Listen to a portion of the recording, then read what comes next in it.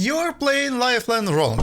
This is what I wanna scream at almost every Lifeline I had in a team. Luckily, I've mastered that hero to a point that I can teach you how to dominate on that legend and become the most welcomed Lifeline in a team, even if you never played this character before.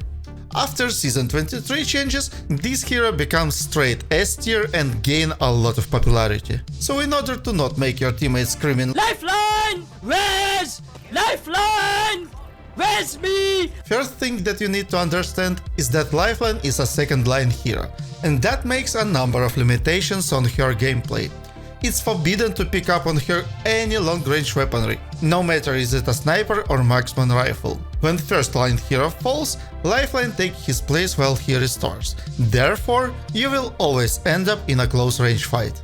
And for that you need to have proper weapons. Love it or hate it, but shotgun is a must. You can be insanely good with SMGs, but just like Gibraltar, you need to play effectively around barriers. Otherwise, you'll give in the upper hand to your opponent. Your ult is a great cover, but also a great sign to enemy team to push you. So, pick your poison. PK or Mastiff are two optimal choices here. Lifeline very well pairs with Gibby or Newcastle, and you need high alpha damage when playing around those heroes rather than high DPS. This season is all about barriers. You're gonna to play around Gibraltar's Dome, Newcastle walls, Lifeline ults and Catalyst ults a lot, especially in final circles. EVA 8 can work. It provides less peak damage but has the best TTK among the shotguns and can easily outgun most of the SMGs and Akimbo Mozams up close. As for a main weapon, I would suggest you to go for RTO1, Flatline, Spitfire or L-Star. All these guns are good at long range and are versatile enough to act as reliable fast killing backup for your secondary. I still gonna hate on Rampage, even though it provides a better stability at range because it occupies a precious grenade slot to have a peak performance. And you really need grenades. You can toss them on enemies' heads from your ult barrier, or inside enemy barrier,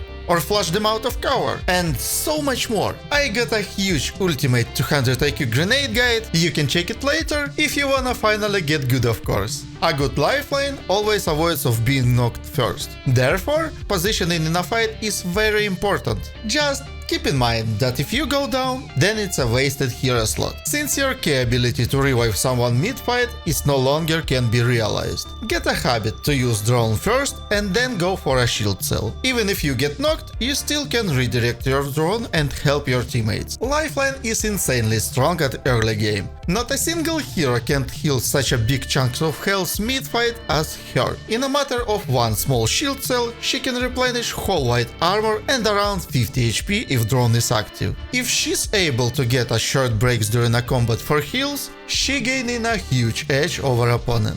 Especially if you bunny hop with shield cells. 99% of people sleeping on this because everybody forgot how powerful that is. Just to remind you, bunny hop healing was so powerful that devs took it out from a game for years. So only Octane and Bloodhound could use it. To sum this up, you need to adapt your playstyle to not fully commit, but rather trade your shields, pop a shield cell and then re-engage when you got way more health than your opponent. Obviously, there are gonna be a lot of cases when you need to fight till the end, and the ability to see when you should do that is based on pure game sense, which unfortunately I can't share, but if I break down some clips, you can get a grasp on it. So, let's say if that video get 100 likes, I'll make a breakdown where I'm gonna explain every thought and decision that I made in a clips. I've got a similar video already, so you can check how useful that is. Also, a preusing dock is a really good idea, because in a hit you might not have a time to pop it. And in case if you took heavy damage, drone gonna start to heal you, giving you extra chance to survive. And it lasts quite long, so there's still gonna be enough uptime to heal your mates. Revive is a priority at all times. This is the strongest side of a Lifeline, to be able to revive in the middle of a fight while keep fighting. So, if that's not happening, you're literally wasting a hero slot in a team. The amount of fights that are won when Lifeline is playing as close range support is just as big as the amount of fights that are lost because Lifeline is fucking around trying to kill everyone around like Asu and not doing her fucking job. And all you can do is lie on the ground and scream Lifeline! Where's? You need to be as close as possible to your pushing guy to provide correct support. If he gets knocked, it's your job to slide past him and hit revive and cover him until he gets up. The game is quick, and if you slack for a little, your teammate gonna get thirsted and that's your fuck up. Because you weren't close enough. Being aside of your team is unacceptable. You got all tools to bring back knocked ally. Use your ult if needed and a few arc stars to win enough time. Also, if you're not shy to use your microphone, would be really useful to tell your teammate that you are with them and he can count on you. If he gets knocked, he'll get fast revive. If he dies, he'll get a fast respawn. Especially now when mobile beacon spawns right up his ass. For some reasons, people still don't know that for a support hero, mobile beacon spawns in every ally death box. And by default, mobile beacon picks up automatically with your teammate's banner, so make sure you free up your survival slot. When you're reviving someone, there is two things that can happen. Either enemy gonna shoot you or your ally. Unfortunately, I cannot give you a blueprint on how to predict that on a fly, that comes only with experience. Just a understanding on should you instantly revive or use knockdown shield as cover for a while and start revive when enemy goes for reload. But in general, if you are closer to enemy than your teammate, the more likely that you're gonna take the aggro. If that happens, for the love of God, please move away from the line of fire at your ally. There is no need to make enemy life easier and stand in one line with your ally so he can easily re-knock him with one bullet by barely moving his crosshair. There is one really important rule on Lifeline. Never ever use your reviving ally as a cover. Instead, move to a side and force the guy from another side of a monitor to make a decision. Either he fights you and then get blasted by a revived guy, or he tries to cancel a revive while taking tons of damage from you. And once you get his attention, try to get to a cover to minimize incoming damage. If you're tanking for your teammate and get knocked by the time he revived, all he's gonna do is run away with shitted pants. And you just made a stupid sacrifice for nothing. Look, I don't know who you are, but if you're gonna hide behind your reviving ally, I'm gonna find you and make you play Lifeline right. But there is actually one instance when you wanna stand in front of your teammate. It's when you tanking damage for him. That can happen if your mate is knocked in the open and the enemy is too far away to finish him off right away, but still can thirst your guy if he's gonna shoot long enough. So in that case, block incoming damage with your body and pop a big battery after first hit on you. So by the time he gets up, you're gonna be full HP. And one more good tip, punch your teammates. Yep, that's right, a friendly slap to a face can help them reach to a cover much more faster than just crawl. So sitting behind the cover and waiting till your teammate crawls up to you is the last thing you to do. If your teammate sitting close to you in real life, you can punch him as well. So next time he will not die like a moron in open field. To become a really good Lifeline, you should never ever leave your reviving teammate, unless you are 100% positive that nobody gonna come for him.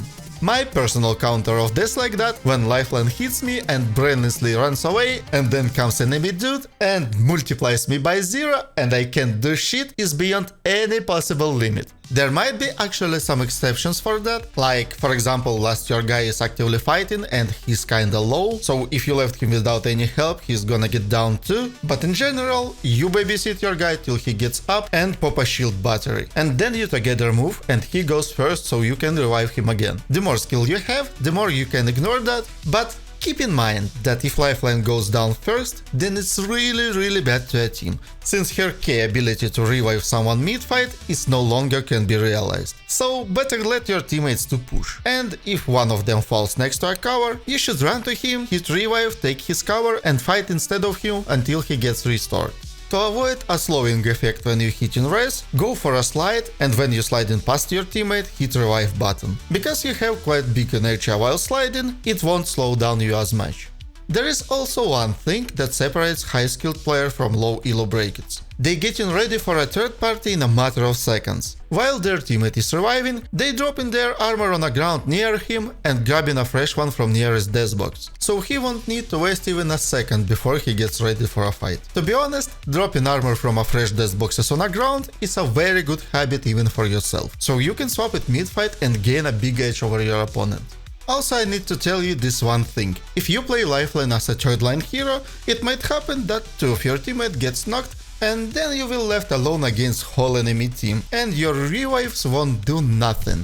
So the fact that you can revive two heroes at the same time is a very niche scenario which you want to avoid at all costs.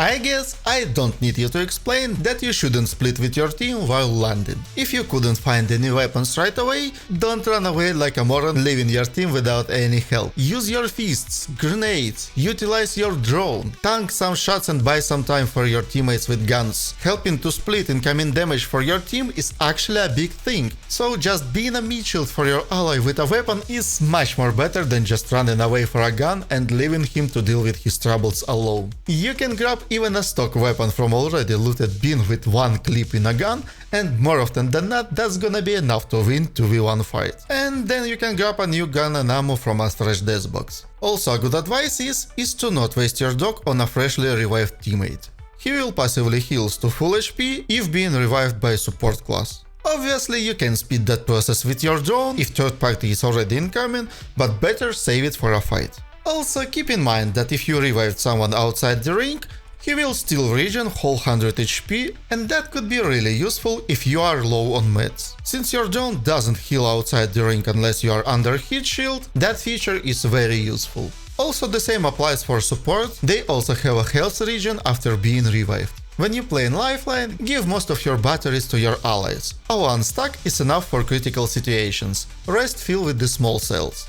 With a rework passive, it's very easy and powerful to trade shields with your enemies because you're healing much faster. In your case, the difference between two small shield cells and one big battery is only 1 second. And that's kinda niche scenario when you need to save that extra second. And in case if you took unexpected heavy damage, you got 2 batteries to stabilize yourself. That's more than enough. Also, you can give away all your big medkits to your team. With a drone, you don't need them. If you trade in shields well enough, you rarely will need to heal more than half of your health. And that's literally a 1 syringe with 5 seconds use time. Also, syringes are very useful in clutch moments when you drop your ultimate, which drastically increases your healing speed. So you can reset to a full health and armor in a matter of seconds. You can pop a big battery in 2.5 seconds, small shield cell in 1.5, and syringe is also 2.5 seconds.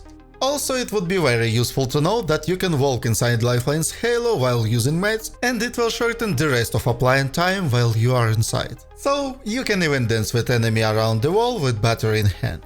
Believe it or not, but with new passive, Lifeline became a movement hero. I didn't notice that much when started playing her, but after tens of hours maining her and switching to another hero, you'll immediately notice how useful her gliding kit is and how much you're missing it. It allows her maintain the height while moving and opens the better roads while navigating the map.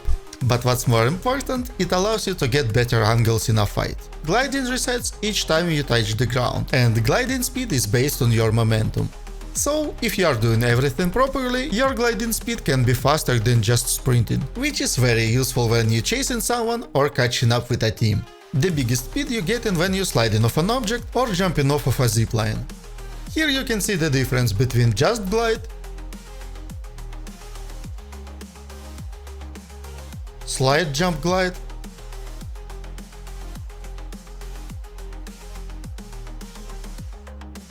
and sliding off an object.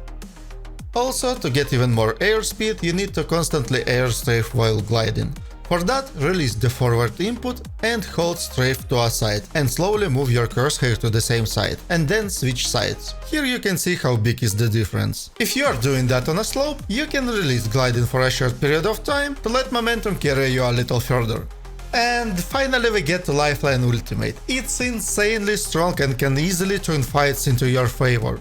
First, it provides a great cover even if you are in the open. Just try not to use it on a slope.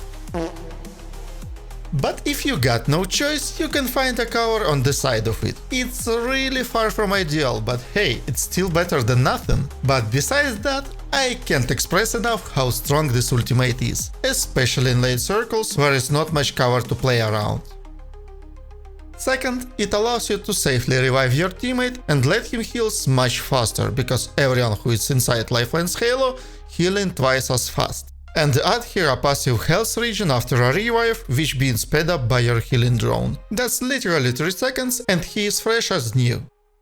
And the third, If you are being outgunned, Lifeline Halo allows whole team to quickly reset and out-heal most of incoming damage. And if your healing rate is faster than enemies, then you get in a huge edge over your opponent. And the only way for them to win is either finish fast with you or wait it out.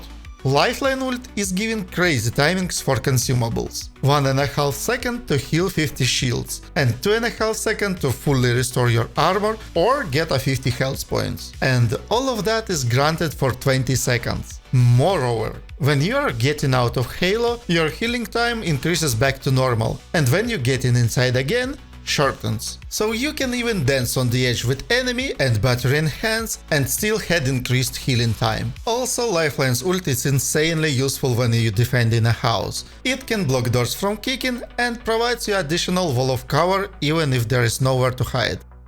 So guys, my name is HFA, I was happy to share all my knowledge with you. Hit a like button if you still didn't do that for some reason. And see you next time, because next time I'll have something interesting for y'all. Bye!